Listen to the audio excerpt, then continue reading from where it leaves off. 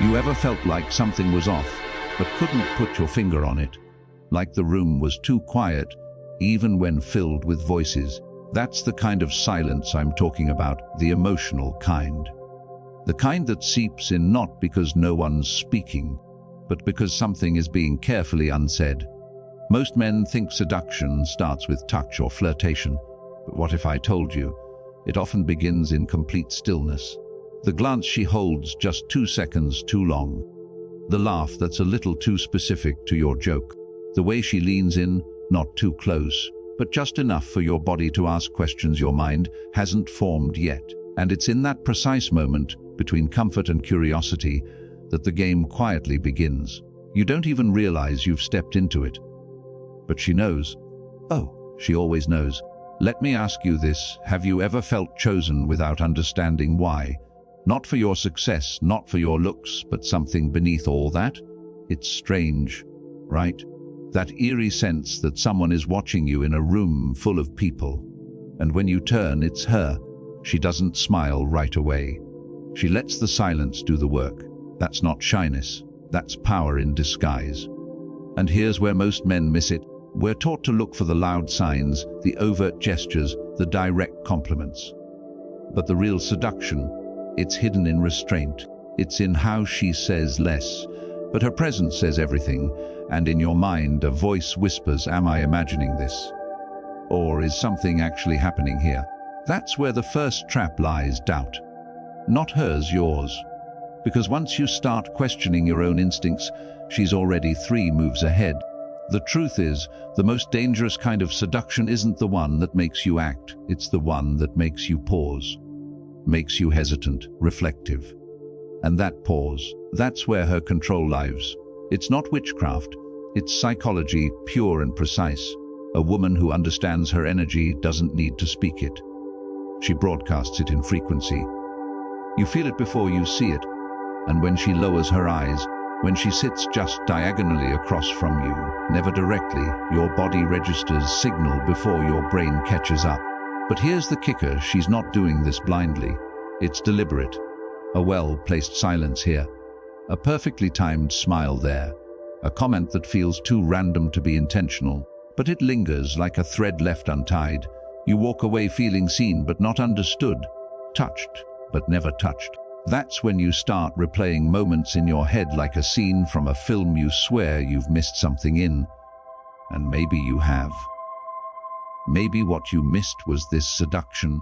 Real seduction doesn't feel like a choice. It feels like gravity. And you're not falling, you're being pulled. The question is, when did it start? There's a moment you keep returning to. A glance, a sentence, a silence that felt too sharp. At the time, you brushed it off, told yourself you were overthinking. But deep down, something didn't sit right. It wasn't what she did, it was what she withheld. The warmth was there, but faint, like a dying ember pretending to be a fire. You'd laugh and she'd smile, but only with her lips, not her eyes. You'd reach out emotionally, and she'd respond just enough to keep you from questioning, but not enough to feel. Met, you start to notice the smallest things, the way her attention flickers, the delay in her replies, not just in messages, but in the way she reacts in person. Her yes carries a subtle lag, like she's processing something else before speaking to you. And when you talk, there's a strange echo. You're heard, but not really absorbed. It's like performing in front of a mirror. Your words reflect back at you, but never land anywhere real. That's not chemistry, that's performance. Something rehearsed. And you're only now realizing it was never truly you she was responding to, but the version of you she curated. It's not absence that hurts. It's the presence that feels hollow, the way she leans close physically, but emotionally, she's miles away. You feel like you're in the same room, but the gravity's off. You're floating in her orbit, but there's no pull. Just drift. You keep adjusting your tone, your energy, your rhythm, trying to sync with hers. But the sync never comes. And in the quiet moments, the pauses between sentences, the pauses between nights, you feel the truth rise like a low tide. Something is wrong. You just don't have the name for it yet. Then it hits you, not in a loud, cinematic way, but like a slow leak. You start to see the pattern. She's not reacting, she's managing. Managing how much she gives, managing how much you hope, managing the tempo of connection like a silent metronome. She's not in it, she's conducting it. And that's when the ache changes. It's no longer confusion. It's recognition. This wasn't imbalance. It was design. The misalignment wasn't accidental. It was structural. And you were never out of sync. You were never meant to be in rhythm to begin with. It always starts the same. You think you're leading, but slowly you're dancing to her rhythm. Not because she told you to, because you adjusted. She pulled back just a little, so you leaned in. She delayed her replies, so you typed longer messages. You made up for the silence, compensated for the emptiness. What you didn't realize was this: every time you tried to fix the distance, you taught her she didn't have to cross it. You would do it for her. And that's not attraction, that's slow erosion. This pattern, it's like fog. You don't notice you're in it until you can't see the road anymore. One day you're bold, firm, self-contained. Then days pass and now you're calculating texts, replaying conversations, questioning your tone. You've gone from being a man with gravity to a man orbiting someone else's mood. And the worst part, it doesn't feel like panic. It feels like care. That's the disguise. You call it interest, effort, empathy. But she calls it exactly what it is: control. Seduction at this level isn't about sex or flattery. It's about power gradients built in silence. It's about shaping a man without ever laying a finger on him. She never asks you to change. She just makes you want to. You edit your opinions slightly. You tone yourself down. You become easier to love. And in doing so, you lose the very edge she was drawn to in the first place. This is the paradox. The more you try to become the version of yourself she'd never reject, the more invisible you become. So ask yourself, what if she's not confused? What if she's perfectly aware? The breadcrumbs she leaves, the half smiles, the delayed texts, the flattery that feels conditional, these are not random. They are rhythm. And rhythm, when repeated, becomes ritual. You've been taught this ritual without knowing. Reward her distance. Apologize for your clarity. Suppress your needs. It's death by 1,000 concessions. And you called it love. But maybe, just maybe, it was something else entirely. Silence is rarely empty. Most men hear it and panic, think they're being punished, rejected, ghosted. But silence is a tool, a language, a test. And depending on who's using it, it either reveals your power or your lack of it. See, when a woman goes quiet, she's not always uncertain. Sometimes she's watching, measuring, seeing how quickly you reach, explain, apologize for a crime you didn't commit. Because in that pause, she learns one thing: does he fold or does he hold? Psychologically, silence creates tension, and tension, when not resolved, turns into imprint. The human brain, especially the feminine mind, remembers what it cannot finish. That's why the man who doesn't rush to fill every gap leaves a stronger echo than the one who always replies too soon. Silence amplifies whatever energy surrounds it. If you're grounded, it radiates certainty. If you're insecure, it exposes your cracks. That's the paradox. Silence doesn't hide your truth. It magnifies it. A Stoic man understands this. He knows silence is not absence, it's presence distilled. When he speaks, it's not to prove worth, it's to reveal clarity. When he pauses, it's not hesitation, it's gravity. And women feel this. They don't just hear his words, they feel the weight of what he chooses not to say. That's emotional contrast. That's unpredictability. In a world flooded with noise, the man who speaks less but means more pulls attention like gravity pulls tides. But here's the danger most men never see. They confuse avoidance with discipline. They go quiet not because they're composed, but because they fear confrontation. That kind of silence repels. It's the silence of boys afraid to be seen, not men grounded in their core. A woman senses the difference instantly. One makes her feel abandoned. The other watched, held, challenged. The silent Stoic doesn't retreat, he observes. And in that stillness, he invites her to step into his rhythm, or be left behind. What if I told you you never actually loved her? Not fully, not consciously. You loved the way her eyes looked when they rested on you. You loved the idea of being needed, being seen, being chosen. But her, the real woman behind the smile, behind the mystery, you never truly knew her, and maybe she never intended for you to. What you fell for wasn't a person. It was a projection, a carefully crafted mirror, reflecting back the version of yourself you most wanted to believe in. This is the tragedy most men carry in silence.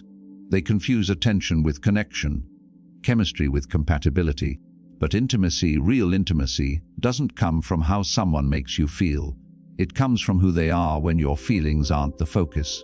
She gave you presence, yes, but not herself, and you mistook her reactions as revelations. You filled in the blanks with fantasies. Stoicism calls this misjudgment what it is: an error in perception. You fell in love with the effect she had on you, not the woman herself. She didn't lie to you. She didn't have to. You did the storytelling for her. Every pause in her gaze became depth. Every half-smile became mystery. You wrote novels from fragments, and the pain you feel now, it's not about losing her. It's about mourning the image you built, the one who never contradicted you, never disappointed, never made you feel small. That illusion was never hers to keep. It was yours to dissolve, and now it's time to see clearly. The Stoics remind us suffering often stems not from reality, but from the expectations we attach to it. You didn't suffer because she changed. You suffered because the reflection shattered, because the mirror stopped flattering you. But freedom begins the moment you stop asking her to be your mirror, when you stop chasing the echo of your own emotional hunger, when you see her not as fulfillment, but as a separate soul with chaos, with silence, with unknowability. And that is where love might finally begin. There's always a moment, quiet, unannounced, a shift so subtle you barely feel it until everything that follows bends around it.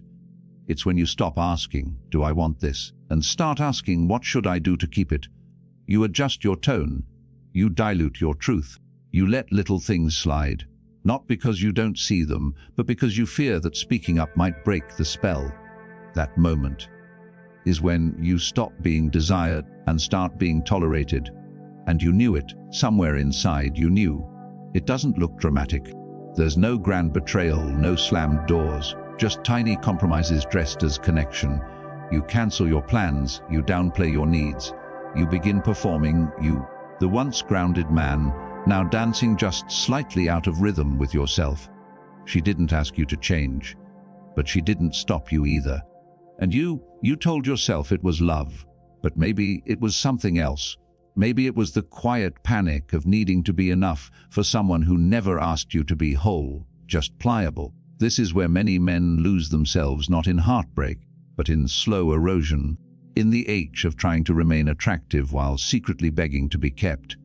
You confuse patience with self-sacrifice, strength with silence, love with loyalty to an image that no longer sees you. And then one day, you wake up beside her and feel farther away than ever. Not because she changed, but because you did. You stopped being the man she was drawn to. The moment you made your worth dependent on her staying. The Stoics spoke of internal stability, the kind no applause can build and no rejection can destroy. But you gave it away, bit by bit. Not to her, but to the hope that she might validate what you stopped validating in yourself.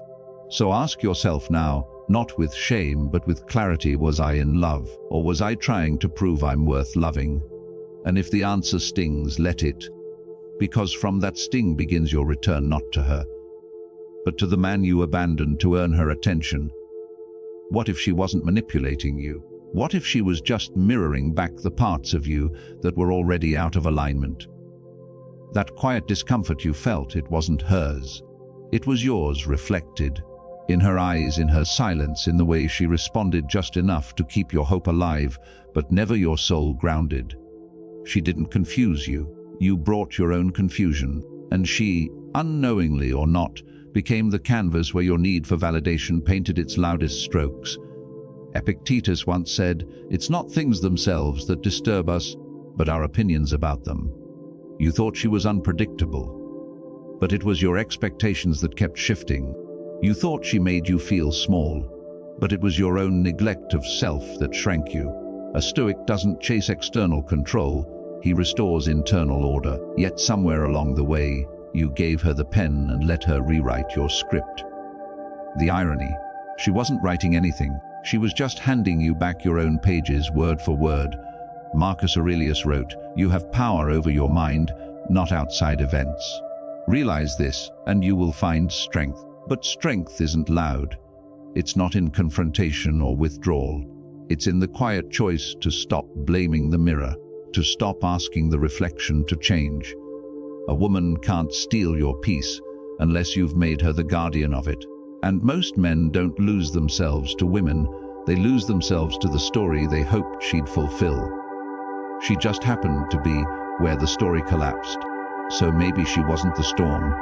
Maybe she was just the wind chime, a soft signal that your emotional structure wasn't as stable as you thought.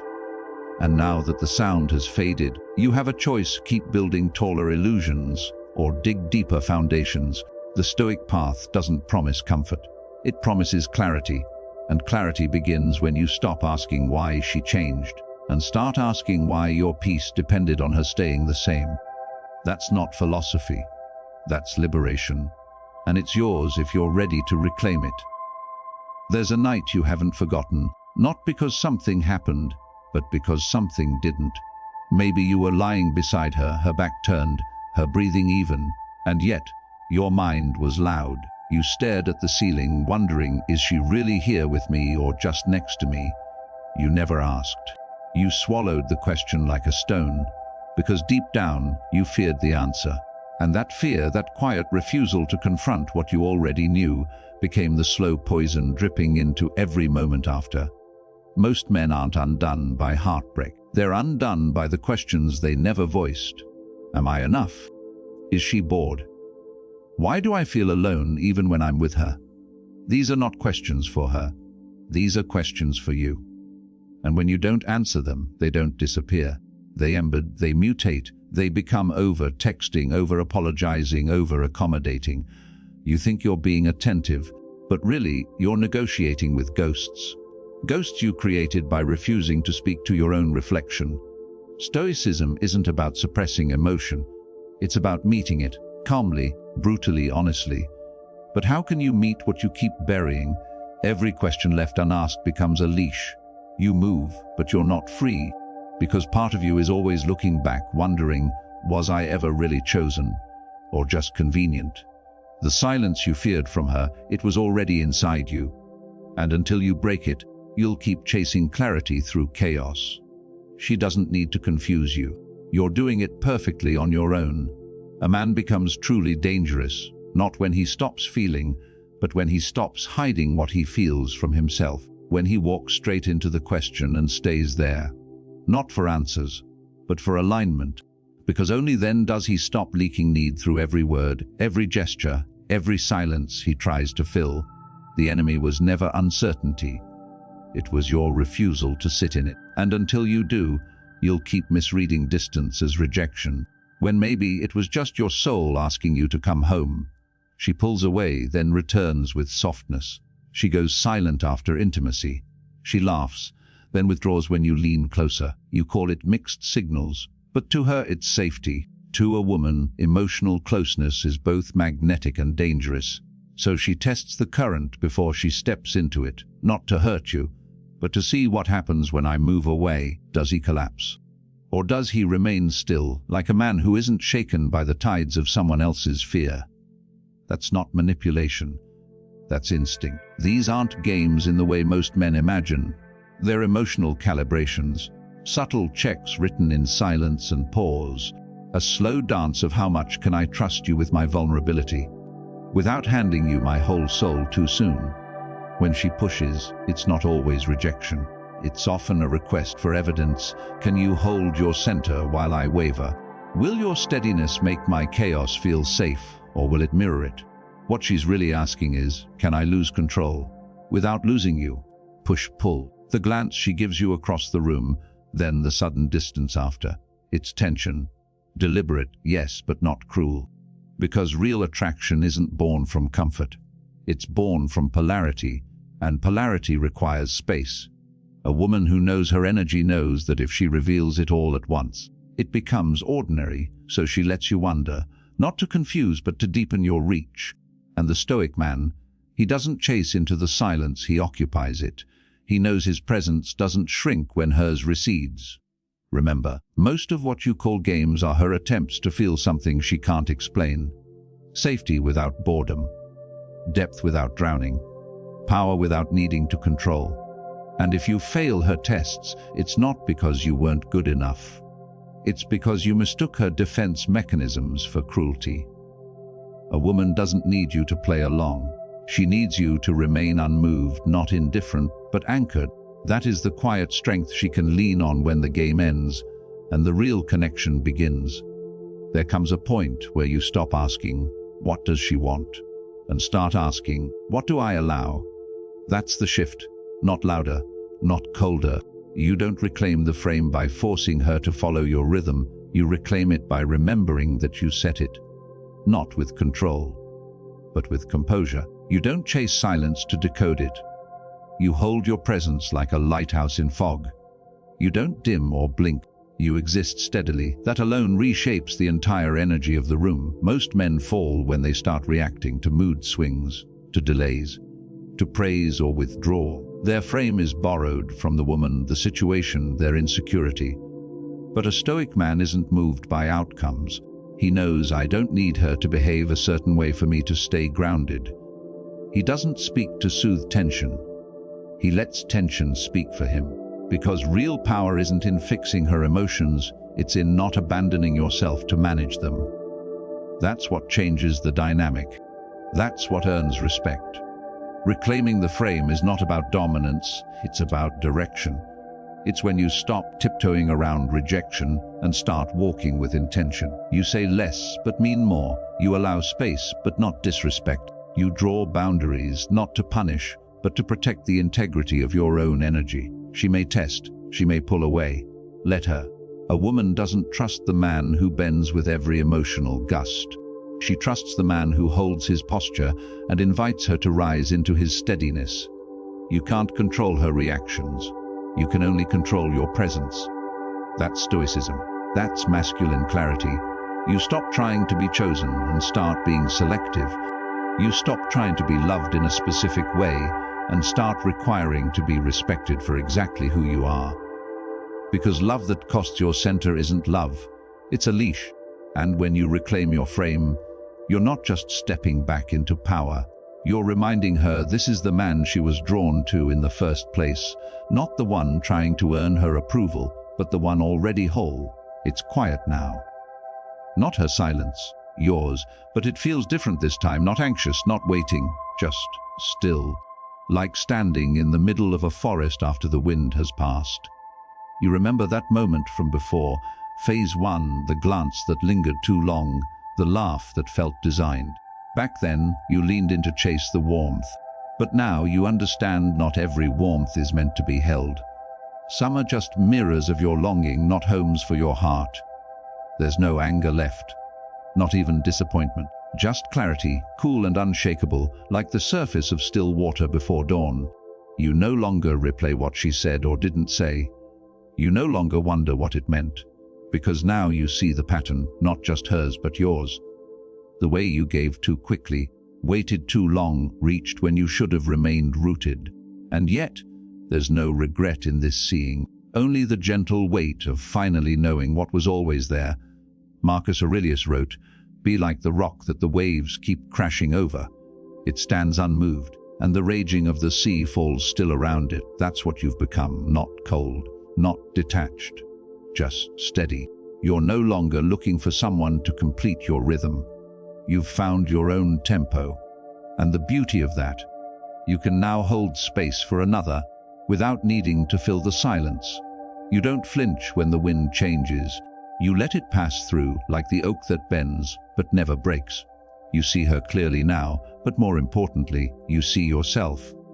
Not as the man trying to earn love, but as the man who finally stopped negotiating his worth. No more proving, no more pretending to be less or more, just presence. And maybe she stays, maybe she leaves. But the frame is yours again. You walk with calm, not because it guarantees an outcome, but because it's who you are when the fog lifts. this isn't the end of the story. This is where you stop chasing reflections and start walking in your own light.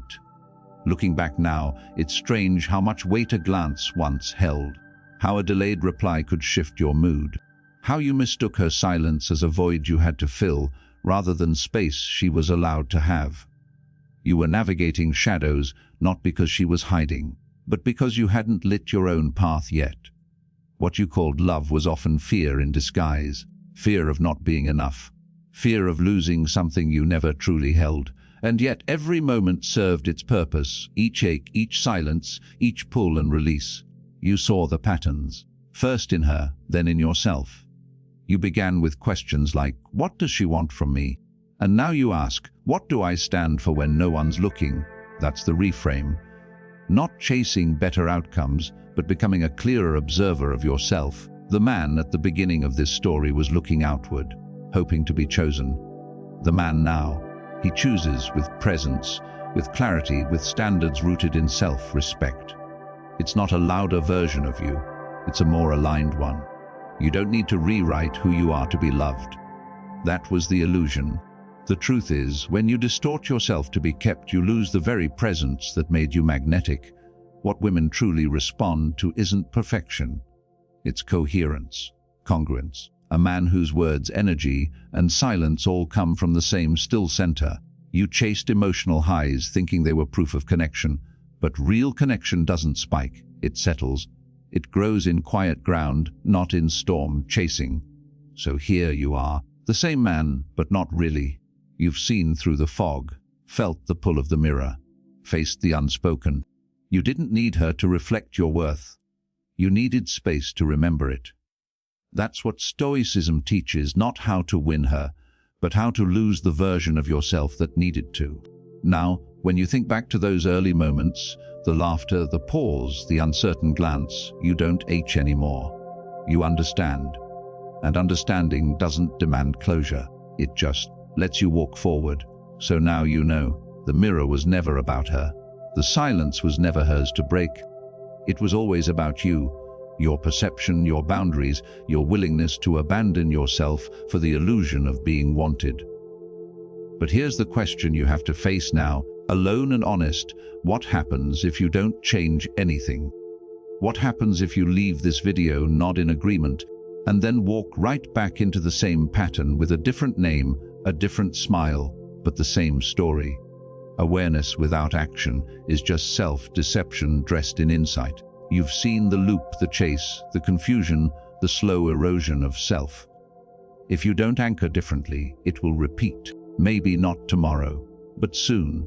You'll feel it again, that quiet tension in your chest, that urge to prove, to decode, to bend. And unless something in you has shifted, unless you've decided to stop being available to the same emotional games, you'll find yourself right back here, wondering when you lost yourself again. This is your fork in the road. You don't need more advice. You need to choose. Choose to build your inner clarity like a discipline, not a mood. Choose to say no to the patterns that whisper, just this once. Choose to sit with discomfort until it teaches you instead of escaping it through attachment. And if this video stirred something deeper, don't let it fade. Revisit the Stoics. Reflect daily. Join the private room we've built for men walking the same path. Because clarity multiplies when it's shared in silence with those who've seen. Or you can close this tab, scroll past it, and go back to life as usual. No one will stop you. No alarms will go off. But something in you will know you were handed a mirror today and you turned away. So choose wisely. You're not here by accident. And the man you're capable of becoming, he's not waiting for perfect timing. He's waiting for you to stop postponing him. You don't need to be louder, you need to be rooted. And from that stillness, everything changes. Before you go, don't answer anything out loud.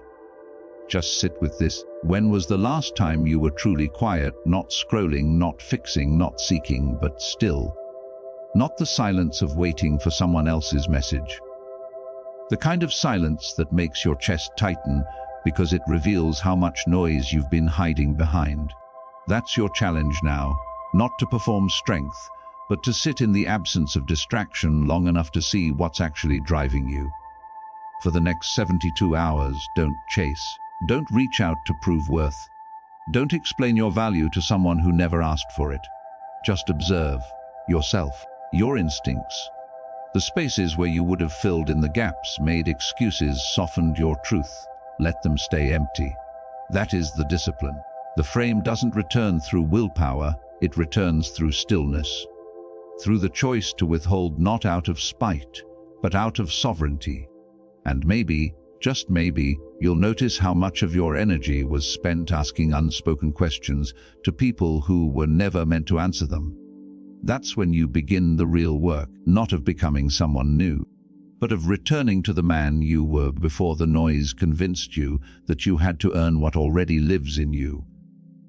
The man who doesn't need to chase love because he carries presence. The man who doesn't need to be understood because he finally understands himself. So here's your Stoic challenge tonight. Before sleep, ask no one else for clarity. Not her, not the past, not the phone. Just sit in the dark for 5 minutes, no music, no light, no movement. And ask one question only: what am I still trying to prove, and to whom? The answer won't come easy. That's the point. The man who can stay in that question without running is the man she cannot shake, and more importantly, the one who finally cannot be moved by anything but truth. You remember that moment, phase 1, where something felt just a little off, a pause that lingered too long, a laugh that felt rehearsed. Back then, it pulled you in. Today, you would feel it differently. Not with hope, but with awareness. You'd recognize the tilt in the energy, not as mystery, but as a mirror, reflecting what you were ready to believe. And maybe that's the quiet proof of growth, not that it hurts less, but that it confuses you less. You don't need to rewrite what happened. You don't even need to regret it. You just need to notice who you were then and who's listening now. The man who once sought her validation in the echo of silence is now the man who sees silence as space, not threat. That is the full circle, not loud, not triumphant, but steady.